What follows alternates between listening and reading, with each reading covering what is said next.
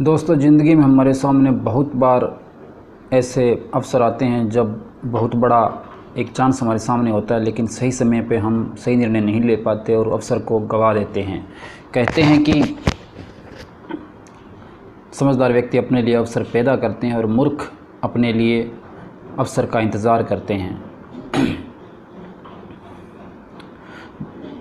ज़िंदगी में कई बार बहुत अच्छे मौके हमारे सामने होते हैं, लेकिन हम सही वक्त पे सही निर्णय नहीं ले पाते, जिसको एक्शन पैरालिसिस कहते हैं। अनिर्णय की स्थिति में रहता है व्यक्ति कि ये करूं कि भाई ये करूं, इतने में अवसर हाथ से निकल जाता है। कुछ ऐसी ही बात को, ऐसी घटनाओं को हम एक कहानी के जरिए समझते हैं। एक कुम्हार था, उसको मिट्टी खुदाई करते करते एक हीरा मिल गया। कुम्हार को पता नहीं था कि ये हीरा, उसने उसको साधारण पत्थर समझा और उसको अपने गधे के गले में बांध दिया।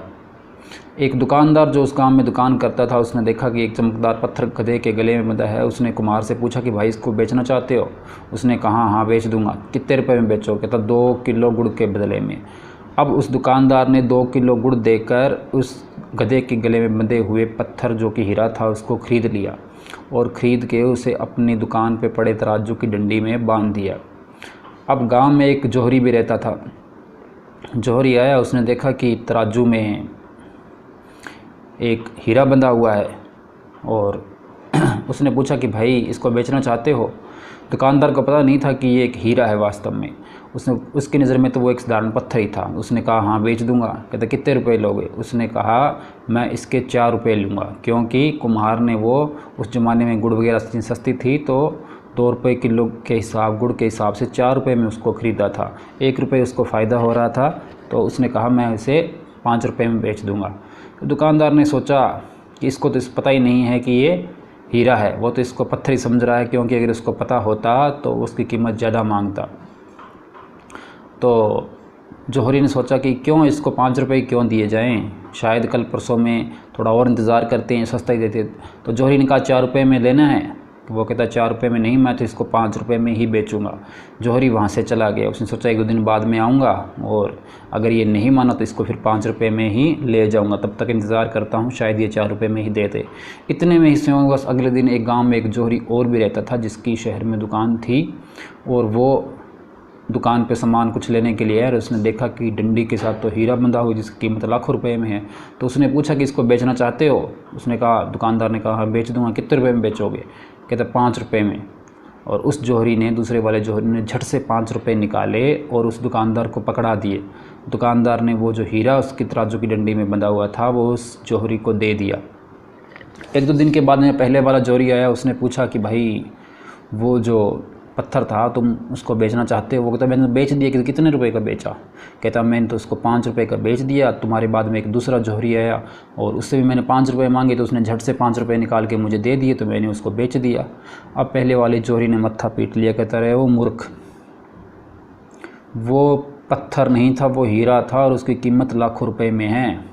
दुकानदार हंसने लगा, कहने लगा कि मूर्ख मैं नहीं, जौहरी मूर्ख तो तुम हो, क्योंकि मुझे तो पता ही नहीं था कि वो जो पत्थर है या हीरा है। तुम्हें तो पता था ना कि वो हीरा और उसकी कीमत लाखों रुपए में है, फिर भी तुमने सिर्फ 1 रुपये के लिए लाखों रुपए का हीरा गवा दिया। मेरी नज़र में तो पत्थर ही था।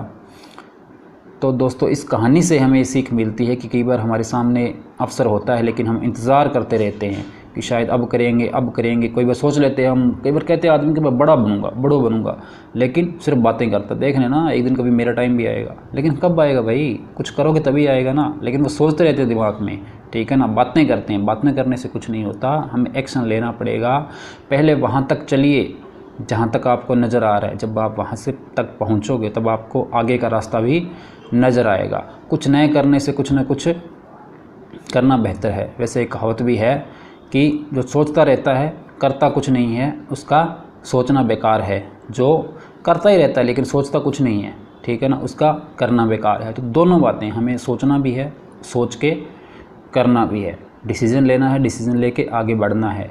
एक एग्जांपल के तौर पे बात करें, जो या तो स्टूडेंट्स हैं और कोर्स पूरा इस तरीके से डिज़ाइन किया होता है कि आप पूरे साल भर पढ़ के उसको पास हो पाएँ। लेकिन हम सोचते हैं अरे अरे अभी तो एडमिशन लिया है, अभी तो मौज मस्ती करते हैं, पूरा साल पढ़ा है, पूरे साल में कभी भी पढ़ लेंगे। ऐसे करके वक्त धीरे धीरे बीतता जाता है और आखिर परीक्षाओं का समय आ जाता है। फिर भी हम सोचते हैं अरे महीना पड़ा है परीक्षा में, अभी तो थोड़ा ये काम कर लेते हैं, वो कर लेते हैं, पढ़ लेंगे, अरे है कितना।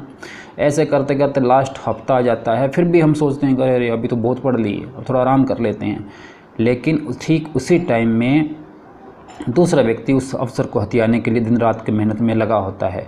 और जब हम, चाहे वो कंपटीशन एग्ज़ाम हो, चाहे हमारे स्कूल कॉलेज के एग्ज़ाम हो, लेकिन जब हम देखते हैं कि परीक्षा नज़दीक आ गई और तब अब तो हम कुछ नहीं कर पा रहे, घबराहट होने लगती है, एग्ज़ाम सेंटर में पसीने आने लगते हैं, और जब हमारा रिज़ल्ट आता है तब देखते हैं कि या तो हम फेल हो गए हैं या बहुत कम मार्क्स से हम पास हो गए, और फिर हम पछताते हैं, लेकिन सुधरते फिर भी नहीं।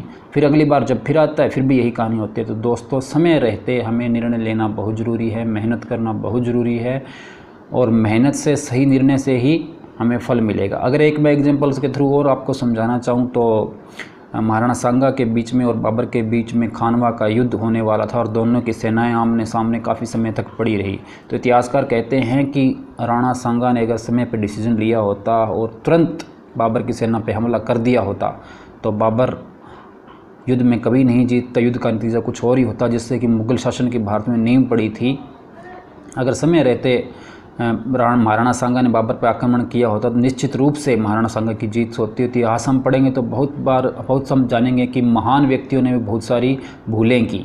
अगर वो समय रहते, सही समय पर डिसीज़न लेते तो आज इतिहास कुछ और ही होता। तो दोस्तों, हमें ज़्यादा सोच विचार ऊहा पोहा की स्थिति में नहीं रहना है। जब भी अवसर सामने आए तुरंत उसको लपक लेना है। जय हिंद, जय भारत।